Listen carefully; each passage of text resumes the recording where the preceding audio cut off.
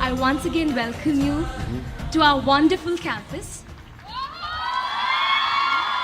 And before we start, I would like to give an introduction about what we are over here. I'm Anugraha Kurian. I'm from Hyderabad, and I'm a fourth year BA student over here. I'm Snehali. I'm in third year BA B.Ed. I'm from Bangalore. I'm Vedavyasa. I'm in second year BSc B.Ed. I'm from Anantapur district, Andhra Pradesh. So let's begin our question answer session. Yes, ma'am.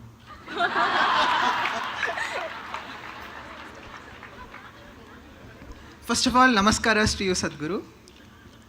Sadhguru, I have worked very much hard to secure the first rank in common entrance examination and place me here. But my brother says me that it's my destiny that has put me up here. Is it really my destiny or my hard work that placed me here? Where's your brother placed, huh?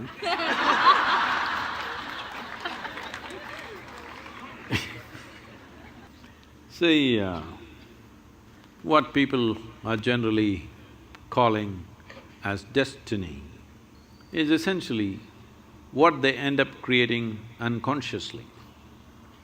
When I say unconsciously, as you sit here right now, as everybody sits here right now, there is physical activity going on within the system. There is mental process, there is emotional activity, and of course the life energies are active. Every moment, they are taking in hundreds of inputs, whether you're conscious or not conscious. So if I ask you a question, since this morning, from the time you woke up till now, of these 4 dimensions of activity, how much have you conducted consciously? What percentage do you think? Few things. How much percentage do you think? 25%. You are very generous, man. It's well below 1%. If you walk from there to there, there will be 25 different kind of smells that you're not conscious of, but the body registers and records. There are 100 different kinds of sounds that the body registers that you're not conscious of. Like this throughout the day and night, in wakefulness and sleep, this is happening. When you are only conscious of less than 1% of your activity, definitely life will look like an accident. Hello?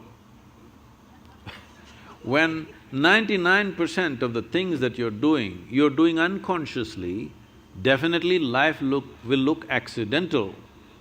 If the accident…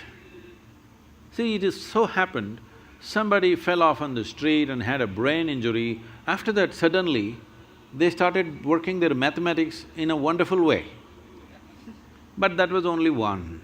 1,000 other people who cracked their skull never recovered from that, or they died, or those who lived on much diminished. So, being accidentally fortunate is not the way to exist. So, whenever a pleasant accident happens, we say it's destiny. Some of you even say, God doing things to me. When did you make a partnership with him? I don't know. So, shall I tell you a story? Are you okay? This happened. Sherlock Holmes, you know Sherlock Holmes? And Watson went out camping, and early morning, 3:30 a.m., Sherlock Holmes nudged Watson. He opened his eyes, "What? What do you see?" he asked. "Well, I see a clear sky and stars." "What does it mean to you?" He said, "Well, that means tomorrow is going to be a wonderful sunny day." Then he asked, "What does it mean to you?" He said, "It means someone has stolen our tent."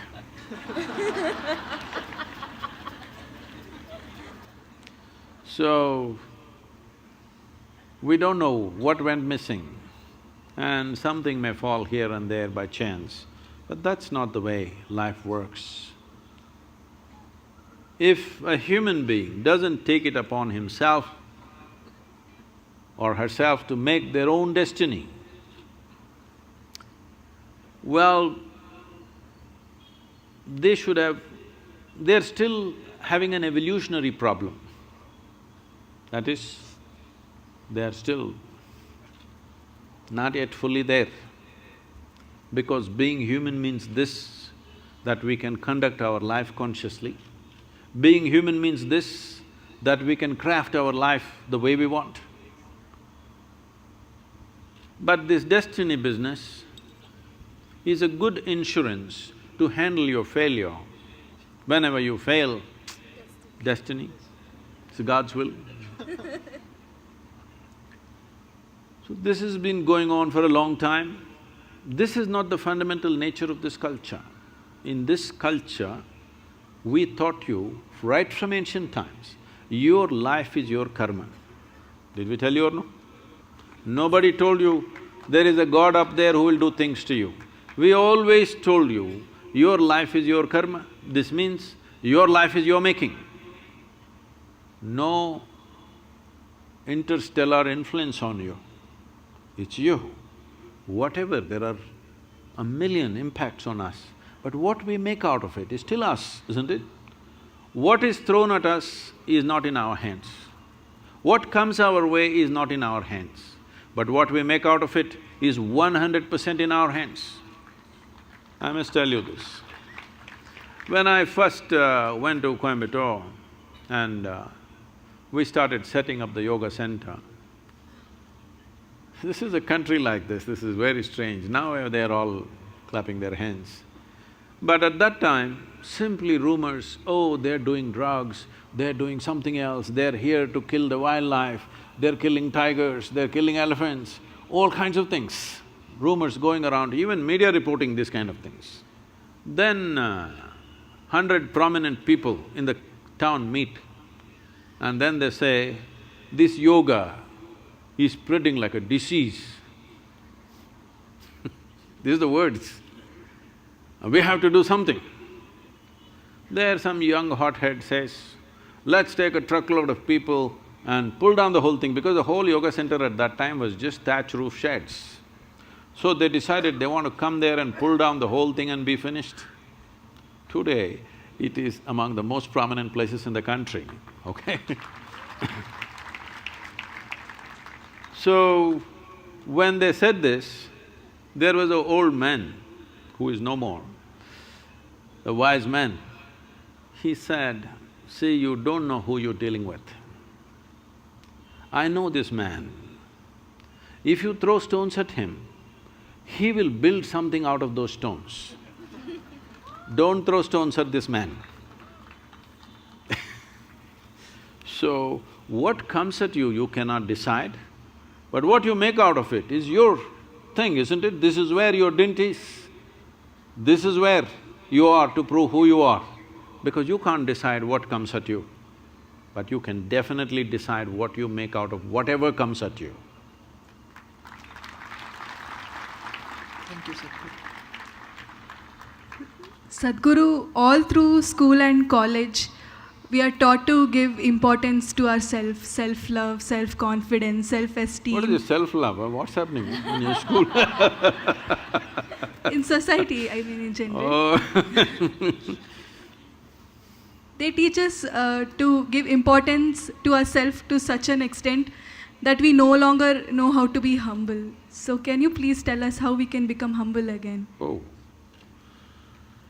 See, there is no need to be humble or there is a need to be arrogant. Now that you're asking me this question, let me tell you.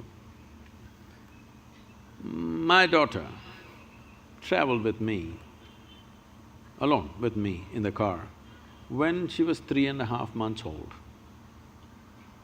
I drove all over the country with this little baby in the car. So she grew up in many people's homes. I made one rule, because everybody, this is a problem with adults, when they see a child, they pounce on them like predatory animals, they want to teach something. It is such a everybody wants to teach 1, 2, 3, 4 or A, B, C, D or Mary had a little lamb. I said, see, I don't want her to know ABC, 1, 2, 3, nor do I care whether Mary had a lamb or not. So nobody… one rule is you can play with her, nobody is going to teach her anything.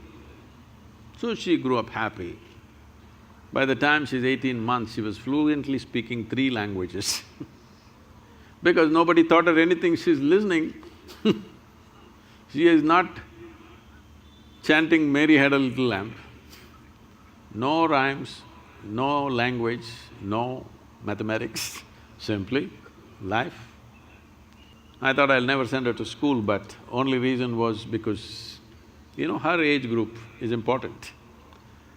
So, she went to school and when she was around 12 years of age, she came home one day, little disturbed about what happened in the school. Then she said, you're teaching everybody so many things, you're not teaching me anything. I said, see, I'm not known to do things unsolicited. Now that you've come, let's see. See, this is all you have to know. Never look down on anybody, never look up to anybody. Then she looked at me like this, what about you, kind of thing. I said, not even me. If you look up to me, you will completely miss who I am. If you look up to me, probably you will make a picture and nail me to your wall, but you will miss the whole point of who I am. You must look at me as I am, not looking up. Never look up to anybody, never look down on anybody. This looks very simple, but try it and see. In your mind, you've decided what is good, what is bad, what is high, what is low, what is virtue, what is sin, what is filth, what is wealth, everything. Everything is already determined. Once you've done this, there is no way you cannot look up at something or look down on something. What you think is bad, you will look down, what you think is good, you will look up. If you remove this and just learn to look at life for what it is, you will effortlessly navigate through your life, effortlessly. Right now, this is the problem. You are looking up to some people, looking down on some people and trying to be humble with them. There's no need to be humble. Treat everybody as rough as you treat yourself. That is, if you're treating yourself rough. If you are pandering to yourself, try with others, then you'll get tired, then you'll treat them rough anyway. Yes. So, this is simple. I'm telling you the same thing what I told her. It worked miraculously for her. Never look up to anybody, never look down at anybody. Just see everything the way it is. This is the fundamental of this culture. If you go to the temple, what do? Hi, what do? If you ever go to the temple, what do? Namaskaram. You see a man, what do? Namaskaram. You see a woman, what do? Namaskaram. You see a tree, what do? Namaskaram. You see a rock, what do? Namaskaram. A cow, snake, donkey, monkey, everybody namaskaram. Because fundamentally this is what it means. This is called vairagya. Vairagya means… vairagya does not mean giving up your life and going somewhere. There's nowhere to go unless you go with that guy, outer space, they're going to send you out with a one-way ticket, I believe. Otherwise, where is there to go? Wherever you go, it's still life, isn't it? So, vairagya means this, literally means, vairagya means beyond color. That means you become transparent. If you're transparent, every dimension of life can pass through you, but leaves you untouched. You can handle life to the extent you wish. What you can handle, you handle. What you cannot handle, you don't. But in your life, if you do not do what you cannot do, that's not an issue. But if you do not do what you can do, you're a disaster. The moment you think something is good, something is bad, somebody is high, somebody is low, many things that you can do, you will not do in your life simply because you think it's bad, simply because you think it's low or high or whatever nonsense. So in our lives, this is what is most important because it's a brief life. It's a limited amount of time for the human potential to flower. In this life, here if you're choosing what to do and what not to do, no, everything that you can do must happen. What you cannot do, it doesn't happen, it's okay.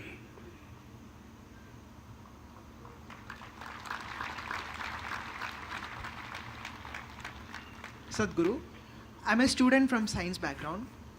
Most of the religions in this world proclaims that the God has created human beings. But our evolutionary science is saying that human beings have come from monkeys. Which one should I believe in? What do you feel closer to? Being a human, I think that I have evolved from humans. See, if you are someone who is on a reverse gear, then you must choose the first one. Your religious people telling you came from God because you're going in that direction, better not go in the direction of a monkey. Go back to God. But if you're planning to evolve, then better go with Darwin because is there room for evolution for you or are you super evolved already? I'm asking. There is a room for evolution. Huh? There is room for evolution. If there is room for evolution, that means there is a possibility that you can become a better man than what you're today. So if you're going in forward gear, go with Darwin. If you're in reverse gear, go with God. Yes, because if you want to go on that path, that needs devotion. Devotion means, the word devotion comes from the word dissolution. You want to dissolve into your object of your object of devotion, whatever it is, you want to dissolve into it. So, in a way, it is a way of making yourself less and less and less so that you become nothing, literally.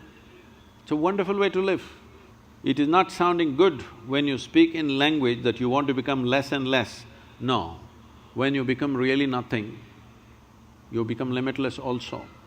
So devotion is one way to go.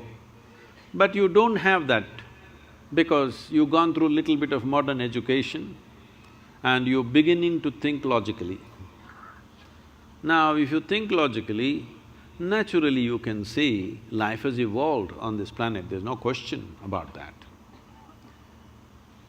So if you want to go forward, you must see, just behind you is the monkey. One step backward, you will be right there. Better you move forward quickly. Because some of the scientists are saying today that the DNA difference between you and a chimpanzee is only 1.23%. 1.23% is not much of a difference, isn't it?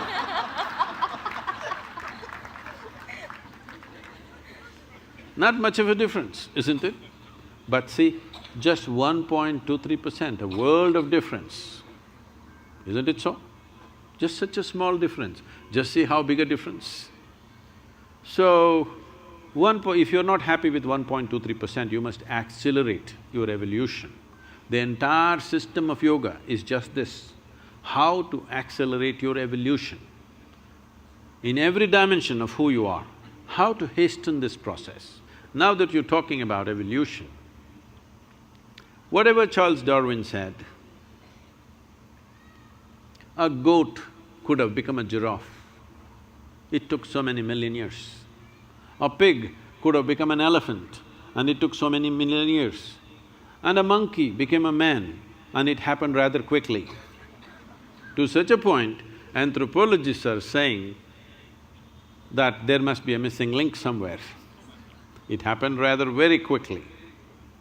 So now, if evolution happened, when you were a monkey, you did not desire, I want to be a human being.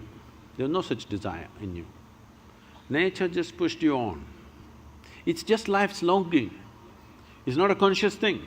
It's just life's longing to get better. From an amoeba to here, just imagine the volume of work that's been done. Incredible, isn't it? Whatever number of years it took, maybe nobody is very clear about that, it doesn't matter. Because it is 1 million years, 10 million years, it doesn't matter. With our lifespan, 1 million is as good as 100 million. So it doesn't really matter except for academics. Whatever amount of time it took, from a single-celled creature to the human being, what a tremendous amount of work has been done. But now you've been rendered in a space where your evolution has to be conscious. 15,000 years ago, over 15,000 years ago, Adiyogi said this. When his seven sages asked, his seven disciples asked this question, how did life happen? You have heard of the 9 avatars. What are they? Matsya, Kurma, Varaha, Vamana, Narasimha, Parashurama, Rama… Not bad, from Andhra Pradesh is… Krishna, Buddha, Kalki. So, please look at what he is saying. This is very much in parallel with what Charles Darwin is saying. First is fish, Matsyavatara. Next is amphibious, turtle. Then he's skipping all the other small forms and coming to the mammals. The first mammal we're talking about, a boar or a pig. Among all the mammals, you will find… I can go into a lot of explanations, but there are people who hunt pigs. Wild boar hunters and eaters are right here. They know the hardest animal to kill is always a boar because it's so rooted in the body. Even today, if you behave badly, the girls will say, he's like a pig. Yes or no? So if something is very crude, you say it's like a pig. So, first animal, mammal, is the pig. What's next? Avatara. Vamana. Matsya. Narasimha. Narasimha means half man, half animal. Next is Vamana, means a dwarfed man. Next is Parashurama, a full-fledged man, but explosive and uncontrolled, volatile. So volatile, he lopped off his own mother's head. Next one is Rama, a peaceful man. Next one is Krishna, a loving man, an exuberant man. Next one is Buddha, who is a meditative man. Next one is supposed to be a mystical man. This is not about those individual people. This is just… these people are being used as milestones. This is the nature of development of life. In many ways, this is running parallel to Darwin's theory of evolution. Darwin's theory of evolution is only 152 years old. Adiyogi spoke about this over 15,000 years ago. And then naturally the next question is, can we evolve further? Because you find right now when you want to study for your examination, you wish you had little more brain. Hello? Does it happen or no? So naturally question, can I evolve further? If a single-celled animal can become this much, can I go further? So Adiyogi said this. This is… modern neurologists are saying the very same thing in a different language. Adiyogi said, considering the nature of the solar system and the arithmetic, I will not go into the elaborate arithmetics of this, the way the planet, the moon, the sun, these three are very important. There are other six which are also playing an important role, but these three are most important.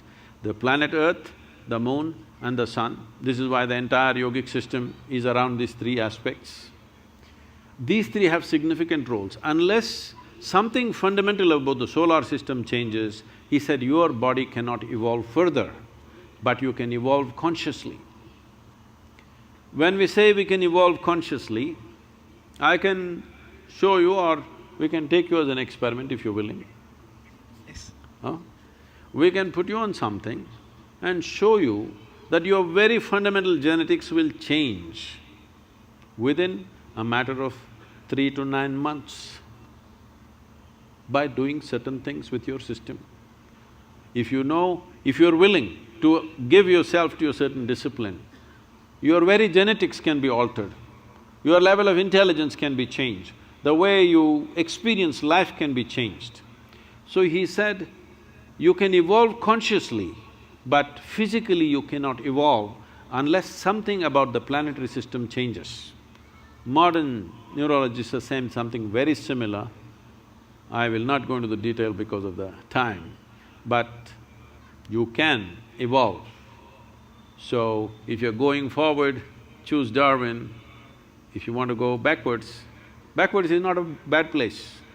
If you want to go backwards, don't think backwards is a negative thing, no.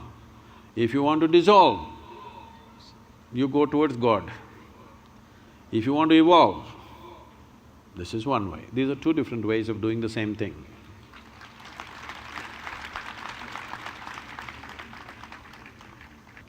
Now we'll be having the audience question session. Audience are all sleeping,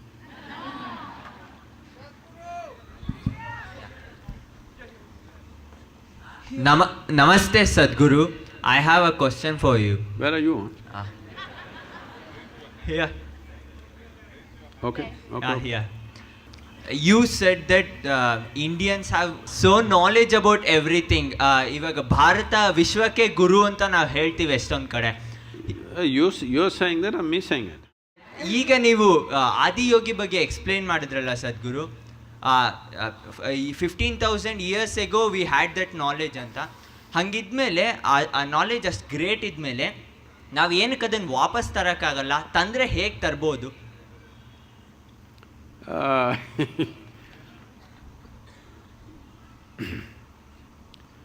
See, there is no need to bring back anything.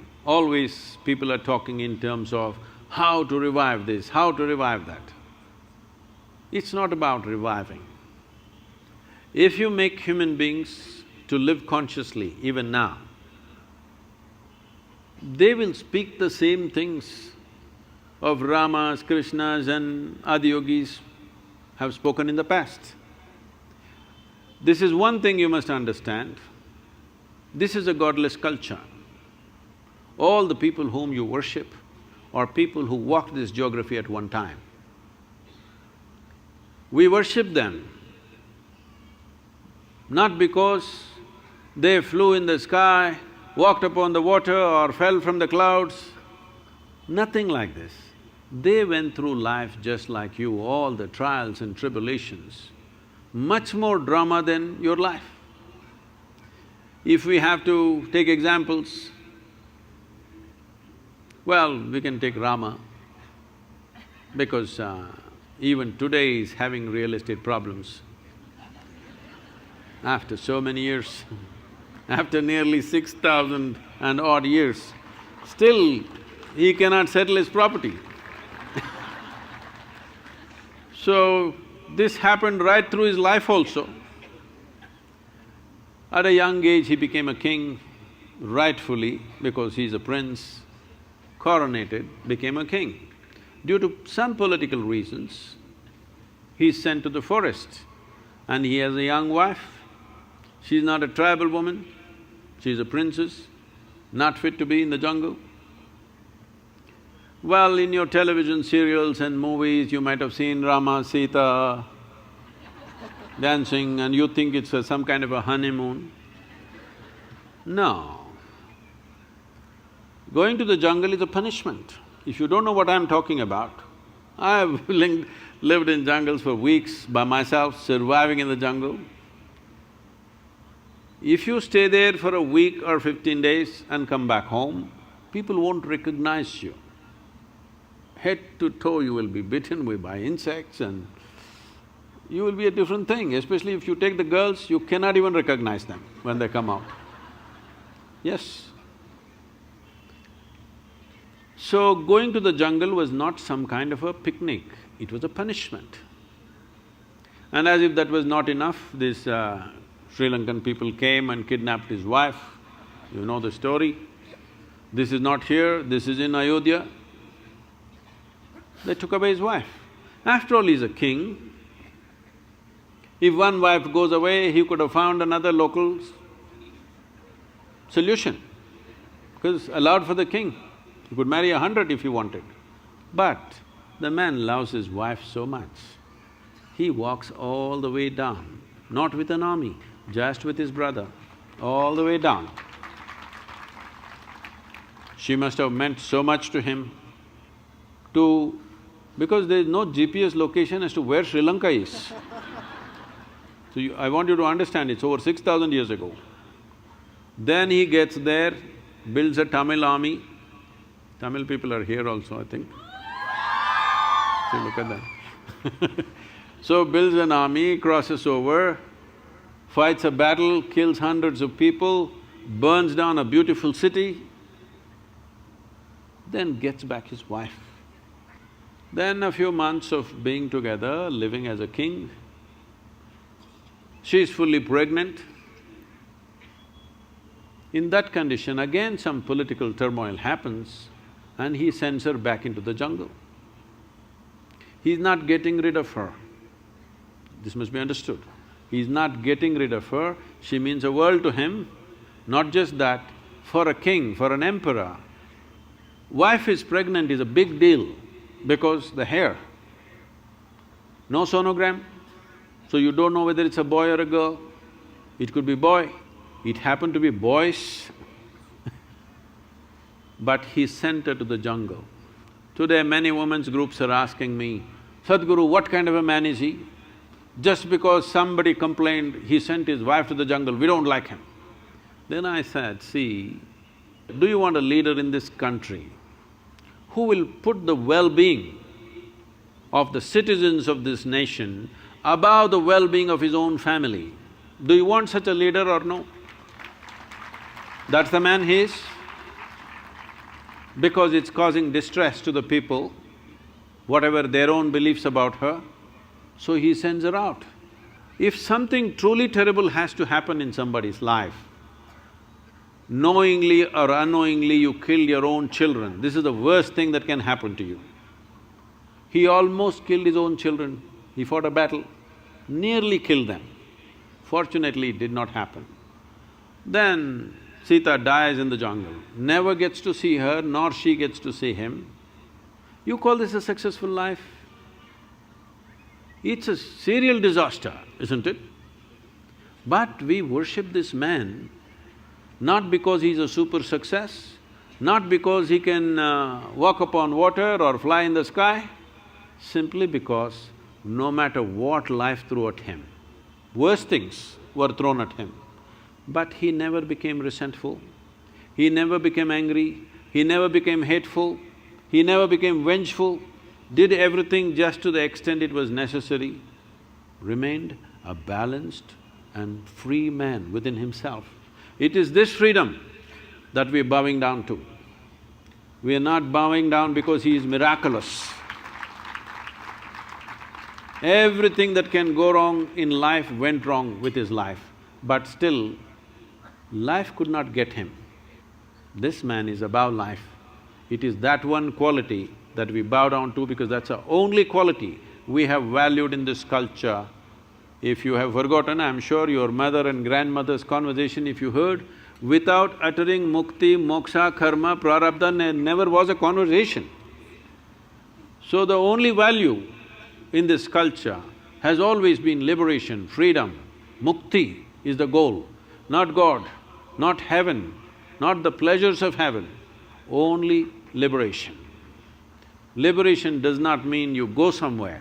Liberation means you're here doing life in full intensity, but life doesn't leave a single scratch upon you. This is liberation.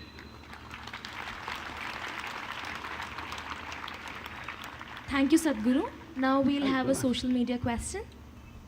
The first question, Sadhguru, it is from Brinda. Will uniform civil code be a possibility in India? I think at least after 1 or 2 generations of utilizing the caste-based reservation in education and jobs, the 3rd generation should not be given reservation. Well, these are two different things. It's a two-in-one question. uniform civil code, is it a possibility? Well, we must make it possible. As long as you have a nation where different people have different rules, you will keep people different. If you want to make all of them Indians, there must be one law in the country. There is no other way you can integrate a nation. One law for you, one law for me. Definitely we will be two separate people, we will never identify ourselves as one nation. So we are continuously facing this problem, but we don't have the courage to fix it. It's time to fix it. Reservation is another matter. I know there is lot of resentment among the young students. I didn't get the seat, somebody with lesser marks got the seat, all these things. But we must understand this. We have treated a whole mass of people in this country for thousands of years like subhumans. Even today, if you go into the villages, they cannot draw water from the same well, they cannot drink tea from the same cup. In a restaurant, it's separate. They cannot walk through certain streets, they cannot walk in front of a temple, their dead bodies cannot go through the village. When you treat people like this, if you don't give them some privileges to get back to level playing field, it will not be fair. But at the same time, entry point reservation should be there, promotion point definitely has to go, both in employment and in education. You give them entry, but do not promote them without the necessary credentials. This has to happen, otherwise we will sacrifice competence for reservation. Reservation is an unfortunate situation in the country because we have created 1,000 years of unfortunate discrimination. To level the discrimination, this effort, have we succeeded in this in the last 70 years? Well, a lot of people have moved out of that trap, caste trap. Of low caste trap, a whole lot of people have moved out. Many of them may be sitting here with proper education, holding good positions, it's fantastic to see that. But still, there is substantial amount of population still stuck there. So, as time goes by, we must calibrate the reservation.